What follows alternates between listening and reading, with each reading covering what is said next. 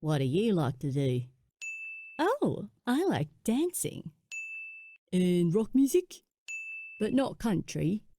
Hanging out with friends and meditating. And I also like going out. Going out and just hanging sometimes. Wow, me too. We've so much in common, hey? Ever been speed dating? We all know that the odds of meeting the love of your life are not always that encouraging, but many live in the anticipation that they will bump into the right person at the right time and find the one that fits them perfectly. Lymphocytes in our body know this story all too well and spend a whole lot of their time running around looking for the one that is holding that very specific antigen which perfectly matches the antibodies on its surface. One place they hang out to do this is in our lymph nodes, where they go from cell to cell for hours, if not days, looking for that special one who holds the antigen which they are destined to bind with. It's speed dating on steroids, except when they find their perfect match, they don't exactly fall in love, but rather multiply, creating more antibodies to kill said invading antigen and all of its family, or get someone else to kill it for them. Think of it as The Bachelor gone really, really wrong. So let's see what these immune system speed dating bars are all about as we explore the histology of the lymph node. So we've established that our main topic for today are lymph nodes. We will, of course, look at their general structure and gross anatomy, but our main focus today is the microanatomy of these structures. In other words, their histology. Let's have a little overview of the structures we'll cover in this tutorial. We'll start by looking at the location and overall distribution of lymph nodes around the body. Next, we'll look at the general structure or organization of a lymph node. We'll then get into the meat and potatoes of this tutorial by looking at lymph node histology. And on the histological slide, we'll look at some of the gross anatomy structures we identified earlier, as well as some other structures that cannot be identified from the macroscopic level. Then finally, we will, as always, finish up with some clinical notes. Okay guys, I hope you're ready to learn about lymph nodes because we're going to get into it, starting with lymph nodes in the body. Right, let's start with the basics. What are lymph nodes and why do we need them? Well, to answer this question, we need to look at the bigger picture, in this case, the lymphatic system. The lymphatic system has two main jobs. The first is to collect interstitial fluid, also known as lymph, that surrounds all of the cells of our body that will later be reintroduced into the bloodstream. The second job is to monitor and destroy pathogens by filtering this lymph. The lymphatic system consists of the primary lymphoid organs, namely the bone marrow and thymus, as well as various secondary lymphoid organs, which include, but are not limited to, the lymph nodes, spleen, mucosa-associated lymphoid tissue, tonsils, palatine and pharyngeal, and Peyer's patches found in the small intestine. These are then all connected by lymphatic vessels, which complete the framework of the lymphatic system. But today, you already know we'll be focusing our attention on the makeup of a lymph node. There are around 400 to 450 lymph nodes scattered all over the body, in particular in areas vulnerable to the entry of pathogens. You can see the wide lymphatic network on the image on the screen. Each lymph node is basically a meeting point where different types of cells, known as antigen-presenting cells, the body's surveillance team, come to display information about foreign antigens which they have encountered around the body. These cells mingle with patrolling lymphocytes, also arriving at the lymph node, which have come to see if the unique antigen that they are designed to neutralize has entered the body. If they find their nemesis antigen, an immune response is mounted and an army of specific lymphocytes is created to combat the foreign antigen around the body. Now that we understand the bigger picture, let's look at the general organization of a lymph node. If you zoom right in, you'll notice that it is roughly bean-shaped. On its convex surface, you'll find afferent lymph vessels, carrying lymph into the lymph node. On the opposite, concave surface, we find blood vessels and efferent lymph vessels, carrying lymph away from the node. This region, from which the efferent vessels exit lymph node, is called the hilum of a lymph node. The lymph node is divided into layers, from superficial to deep. These are the capsule, superficial cortex, deep cortex, and medulla. Let's see some notable structures, which we'll discuss in this tutorial. The subcapsular sinus is located just below the capsule. The capsule sends trabeculae into the parenchyma of the lymph node, dividing it into lobules. In the cortex of each lobule, we find numerous structures known as lymphoid nodules. In the medulla, we find medullary cords and medullary sinuses, which are the spaces surrounding them. But there's no point in just learning from pictures, is there? Let's look at some real histological slides. This is the histological slide we'll be focusing on today.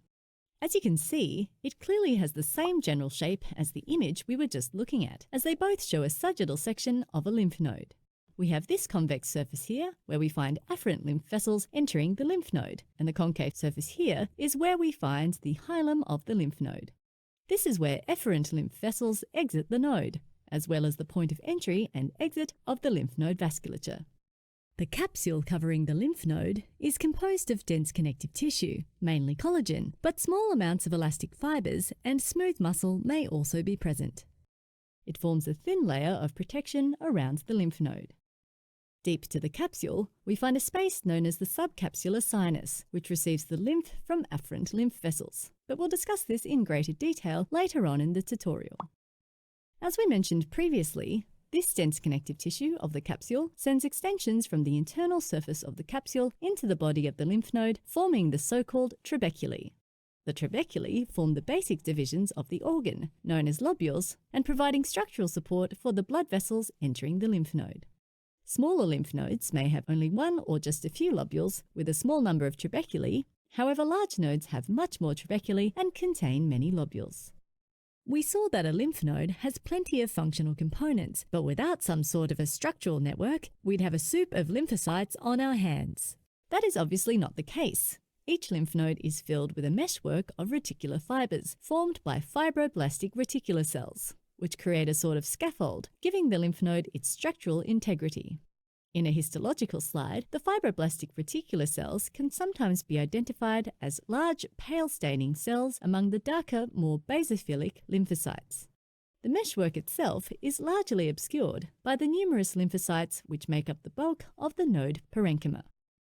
Moving inwards, we find perhaps the busiest layer of the lymph node, which is known as the cortex. We say busiest because it is jam-packed with lymphocytes, which circulate in and out of the lymph node, as well as antigen-presenting cells, some of which present foreign material known as antigens for assessment. The parenchyma of the lymph node is also filled with a meshwork of reticular fibers formed by fibroblastic reticular cells, which create a sort of scaffold, giving the lymph node its structural integrity. The cortex is actually subdivided into two regions: the superficial cortex, also known as the outer or nodular cortex, and the deep cortex, often referred to as the paracortex. Let's take a closer look at these in our histological section. We'll start by looking at the superficial cortex, which is arguably the most complex layer in a lymph node. First of all, how do you identify it? This is an easy question to answer. The superficial cortex contains rounded structures called lymphoid nodules or follicles, which are only found in that layer. These nodules are basically aggregations of lymphocytes in one region, as well as specialized cells known as follicular dendritic cells, also known as nodular dendritic cells. Now, this is where things get a little more complicated, because we need to understand the types and functions of the cells present in a lymph node. The main types of cells present in the lymph nodes are lymphocytes, which should come as no surprise since we just looked at them, forming the lymphoid nodules.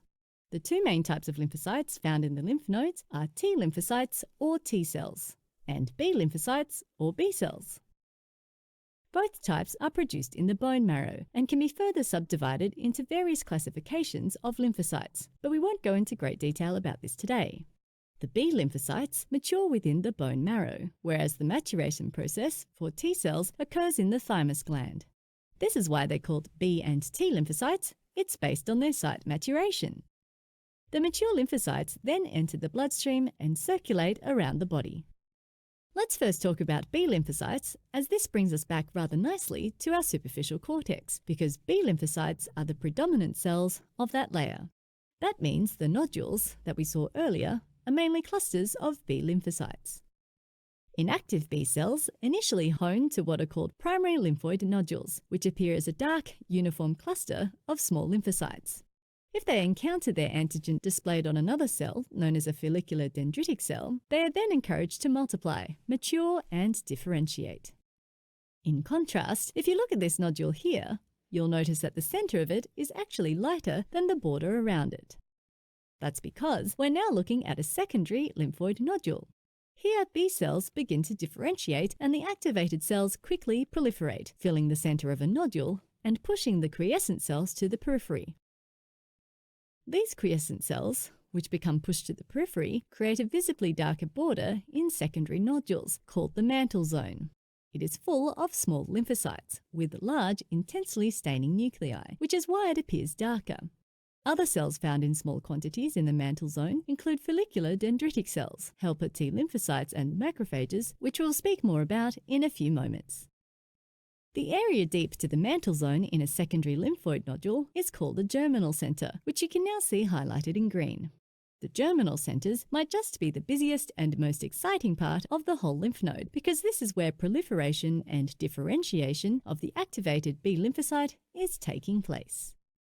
Germinal centers are organized into two distinguishable regions, a dark zone and a light zone. We say distinguishable because these two regions are not only distinguishable from each other in appearance, but also because these regions are composed of B lymphocytes at different stages of development. We have memory B cells, which do a similar job to memory T cells and initiate a much quicker response to familiar antigen. The other more common type of cell that a B lymphocyte can differentiate into is a plasma cell. These cells attack antigens, which are basically any substances foreign to the body, by secreting high levels of antibodies which either neutralize foreign invaders or tag them for destruction by other types of immune cells like macrophages. Note that the light zone is generally oriented towards the capsule, while the dark zone is oriented towards the medulla. The dark zone comprises of mitotic B cells called centroblasts. These are basically B cells that have begun proliferating and are actively multiplying. The centroblasts in the dark zone are not yet able to respond to antigens presented to them. The daughter cells of centroblasts in the dark area then move to the light zone and become known as centrocytes. At this point, these cells are smaller and have a cleaved nucleus compared to their centroblast precursors. They have stopped proliferating and they now have the capacity to bind antigen. This antigen is presented to centrocytes once again by follicular dendritic cells, and it's the presence of these cells with the centrocytes that gives this part of the germinal center a lighter appearance. If there is no new or ongoing stimulus, the proliferation of the centroblasts in the dark zone will subside after a couple of weeks, with the dark zone continuing to reduce in size relative to the light zone. You might wonder why you might want to present antigen to centrocytes at this stage. Well, the lymphocytes actually compete with each other for a chance to bind to the antigen presented to them, and only the ones with the highest affinity for the antigen get to do it. The other centrocytes undergo apoptosis or programmed cell death. It may seem a bit grim and wasteful, but this is a way to ensure that the B lymphocytes that reach the final stage of maturation will do the most efficient job possible at recognizing and destroying pathogens. Macrophages, specifically known as tingible body macrophages, are also present, and their job here is to clean up the apoptotic cells. Okay, one last thing before we move on from the superficial cortex of the lymph node. Take a closer look at it. Do you see anything irregular about it? We know that the superficial cortex should be, well, superficial. But here lymphatic nodules, normally only found in the periphery of a lymph node, have spread throughout the lymph node. What we're looking at here is a reactive lymph node, with what's known as follicular hyperplasia. This reaction causes nodules to appear in the deep cortex and the medulla, instead of being limited to the outer cortex, and in turn reduces the area the other structures occupy in the lymph node. Do you want to know exactly what condition we're looking at? Stay with us till the end of this tutorial to find out. We're finally moving on to the layer of the lymph node deep to the superficial cortex called the deep cortex, also commonly known as the paracortex. It is characterized by an abundance of dark staining lymphocytes, but lacks the nodules characteristic to the superficial cortex. Instead, it contains what are known as deep cortical units, which are located in darker staining areas of the cortex which have no nodules. Each lobule of the lymph node contains a single deep cortical unit, which this time is populated by T lymphocytes, which, just like B cells, proliferate when stimulated. To be more specific, we're talking about helper T cells, which present antigens to the other cells, and cytotoxic T cells, which are the ones that attack and kill pathogens. We have quite a unique feature in the paracortex called high endothelial venules. These venules are made up of cuboidal endothelium in comparison to the more typical squamous endothelium found in regular venules. These high endothelial venules allow free passage of lymphocytes from the bloodstream into the lymph nodes. You might wonder why this passage is important. Lymphocytes constantly circulate round our bodies in the bloodstream, but stop off at various lymph nodes via these high endothelial venules to sample antigens picked by various types of antigen-presenting cells. One of these antigen-presenting cells, which are found in the paracortex, are interdigitating dendritic cells. These are not to be confused at all with follicular dendritic cells. They are completely unrelated in terms of origin and function. They just happen to have a similar morphology to one another. Since the amount of antigen in the blood is normally really small, lymphocytes would be unlikely to just bump into them. What happens instead is that these dendritic cells bind an antigen. They become activated and move into lymph nodes. They then present this antigen to T lymphocytes in the paracortex of lymph nodes. Quite a clever arrangement if you think about it. When there is a T lymphocyte-dominated immune response, the deep cortex can expand considerably. However, it will not form nodules like we saw in the superficial cortex. That brings us to the deepest layer of our lymph node, the medulla. You can immediately tell it apart from the cortex because it doesn't have the same densely packed arrangement of lymphocytes. Instead, the lymphocytes are arranged into medullary cords, surrounded by medullary sinuses. Let's take a closer look at these structures in our histological slide. Now, just like the deep cortex, the medulla becomes occupied by lymphatic nodules in the case of follicular hyperplasia. But worry not, you can still identify it. Just look for areas which are not as dark and tightly packed, and that's your medulla. Okay, so what do we actually find in this region?